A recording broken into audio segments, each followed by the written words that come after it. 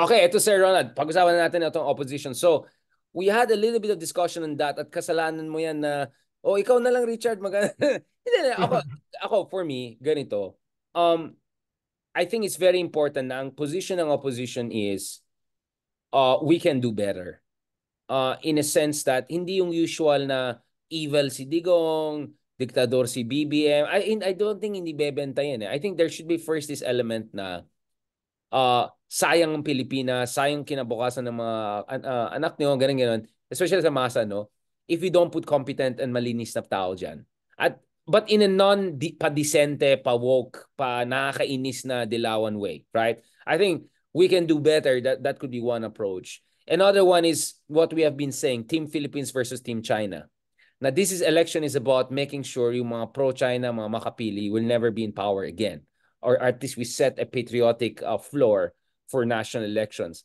And then third, I think this is also an election where there's a chance for the Bam Aquinos and for Kiko Pana to show that the opposition in the Philippines can evolve and adapt, right? And adopt also nice strategy. Na hindi yung paulit-ulit style na, what worked for Corazon Aquino may have worked a little bit for Lenny or whatever.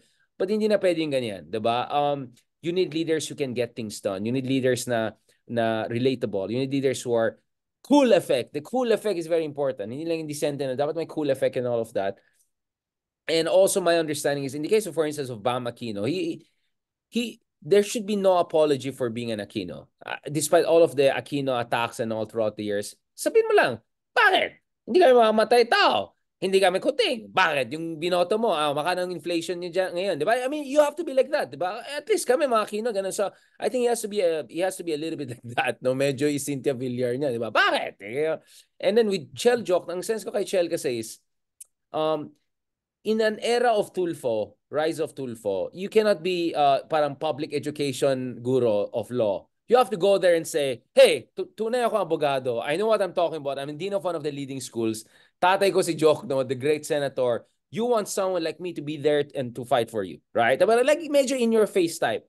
So, yun ang sense ko. And with Kiko, probably you know better than me how to approach that question. I don't know. Ako, ganitong sense ko for a revived new opposition. And I'll ask Bam also and others about that as I start this interviewing of the different candidates in the coming months. Ikaw, Ronald, what is your sense of, do you think there's chance now for revitalized opposition?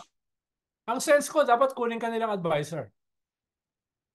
Hindi nga ako pwede kasi I'm saying this openly precisely because I don't want to be attached to any campaign. We've been talking about this since last year pa, di ba? Di ba? Paulit-ulit natin pinag-uusapan ito. They have to scale up. They have to read the landscape properly. No? Dapat meron silang ibitawan, pero dapat meron silang i-continue. Hindi naman lahat bibitawan mo eh. Dapat dialectic siya. So, pero they have to, kailangan nila magsalita dahil almost 2 years tahimik sila eh. Buti ngayon, nagsasalita na si Bam. Buti ngayon, he's making the rounds. Na hindi October election day. Yes. Oh, yeah, good. So meron siyang ginagawa. Pero nitong nakaraang 2 years, hinahanap natin sila eh. At kinausap ko rin yung iba sa kanila, sabi nila right timing. Yun yung term na sinabi sa akin. Hindi ko na sabihin kung sino yung mga kausap ko. Sabi nila, right timing. No? Tago natin sa pangalan na. I'm just kidding. Oo. Kaya, buti naman, may ginagawa na ngayon. No? At, pero, kailangan pa rin, what's the brand? What's the peg? No? What's the narrative? Na naiiba dun sa mga nagbubunggo ang higante. No? Yun yung wala na magagawa eh. Biyak na yung Duterte at Marcos. No? Ibig sabihin, kahit maging threat yung opposition, the real opposition, hindi na magbabalikan yun eh. Tapos na yun eh. Di ba? Ako, Ronald, my best advice is be experimental. You have a few months until October. Just do different things. See parang Duterte said, magtapon-tapon lang kayo. See if something. Yeah, pero siyempre, babagay din dapat yan dahil hindi mo naman aasahan si Bam na maging... I mean, within the range of what's bagay sa brand mo, di ba? Kasi tactics tong pinag-usapan natin, hindi strategy. The strategy should be clear, di ba? Pero yung tactics, I think you have to be a little bit experimental in the next 4 or 5 months. Message-wise, ano yung tatatak sa isip ng tao? And at the same time, hindi masyadong cluttered. No, kailangan Yeah, I see yung what you're saying. consent. That was Yun, dahil kung masyado ka namang experimental, baka maguluhan din yung mga tao sa messaging mo. Dahil Well, they're at the trying very least, they have to remind the people that they exist, right? Kasi medyo nakalimutan Yeah. mga Kano, nakalimutan ng mga Yung experiment kasi ginagawa mo yun sa FGD eh. Ginagawa mo yan yeah, sa yeah. ayun yung kwan. Pero in public, after the FGD, so ito na yung sasabihin mo. Ito na yung sasabihin mo. Kaya yun yung lagi natin sinasabi, kailangan magtaob ng lamesa. Ang ibig lang naman natin sabihin, maging disruptor. Dahil hindi pwede ang slow burn. Dahil in 4 months, filing candidacy na eh.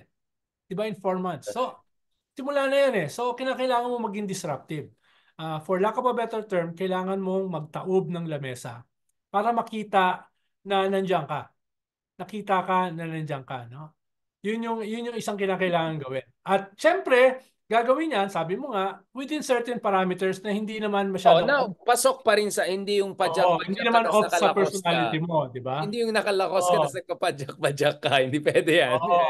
Oo, yeah. So, parang ako, hindi naman ako pwedeng disente. Hindi doon naman ako sa Exactly. kabila. Kung ikaw Oo. mag-decente like, ano? Like, Yeah. talaga, dapat on brand. Dapat on brand ka pa rin. Tama. Ako ang suggestion ko, Sir Ronald, um, cool pal. Cool na kupal. Cool pal. Di ba? Like, Yan medyo yung, kupal. di ba yung Pero kanta na cool. Maginoo na medyo bastos. Ang Yung bagong term ganun ngayon, ba? cool pal. Oo. Cool pal. Medyo Oo. cool, pero kupal. Di ba? Or kupal na medyo cool, di ba? Oo. I think it could work. I think it could work. But yun nga, you have to build that. Yeah. I mean, ako, whatever happens in 2025, it's important to show that there's a third force. I think that's the point. Because this is also about 2028. Kasi nakakainis itong Duterte Marcos lang. Hanggang dyan na lang ba tayo? There's so much more than that. But last point on this, Ronald, no? Kasi siguro the rest we have to do off the record na lang ba? Huwag natin ubusin lahat. There should be also multi-level, para multi-level marketing. Kasi may mga messaging sila na papasok sa middle class. And then may messaging na masa, di ba? Exactly. You can guess what will work with the middle class eh. Especially what brought out the pink. Especially a lot of our followers, di ba? Yeah. Pero may hanapin din tayo na dapat tatatak sa masa. And by the way, one of the proudest things sa atin, Ronald, marami daw nakikinig sa atin from different socioeconomic backgrounds. So I'm very, very proud of that. From people who work from Wall Street, dun sa mga manong na, so I'm really proud of that. But kaya nga, conscious din ako sometimes not to overemphasize class differences or something. But at the same time, there has to be the kind of a segmented strategy, right? Well, kung titingnan nila, babasahin nila yung mga surveys, there's a growing segment ng populasyon, no? Na lumalabas na dun sa 61% na bumoto dun sa unit team. Partly dahil disenchanted sila dun sa naging unraveling. Partly wala sila nakikitang compelling na dahilan to stick with that narrative. No? At nagbabari yan eh. Yung iba 30%, yung iba 50%, naghahanap ng alternative.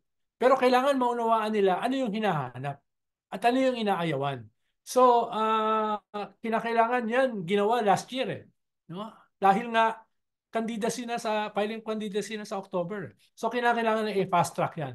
My sense, Ronald, to be fair, is maybe Yeah. because there was a lot of internal dynamics there, for the lack of better term. I'm sure after 2022, not everyone was on the same page. May mga iba dyan na totally nag-denialist na hindi, the whole thing dinayaan ng view, and then there's some na siguro talagang na-depressed na PTSD na ayaw na talaga. And then there are others who are trying to figure out, I think maybe Bami is one of Pero them. sayang yung kwan eh. I know what you're saying, the momentum. Yeah.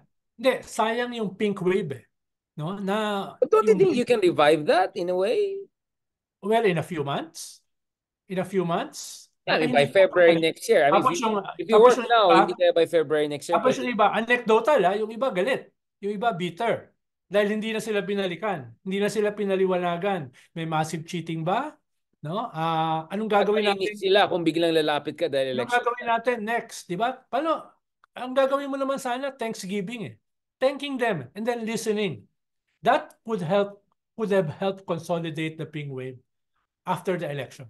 Well, It's a listening tour. I agree with you, Ronald. I've been saying this since 2022, but at the same time, the listening tour may work if it's done properly in the next 6 months. May not work 100%, but it might work 60%. Sana, pero maraming galit. Maraming asar. Go there and hear them out. Yung Yeah, yeah, sila. yeah. Tapos ayun nga, dahil wala kayo masyadong machinery, wala kayo masyadong nung after the election meron pa eh. Ngayon wala ka na masyadong machinery. Dahil marami diyan nagbali ka na eh. No, nagbali ka na. So you have to pump prime that. And to pump prime that, you need resources.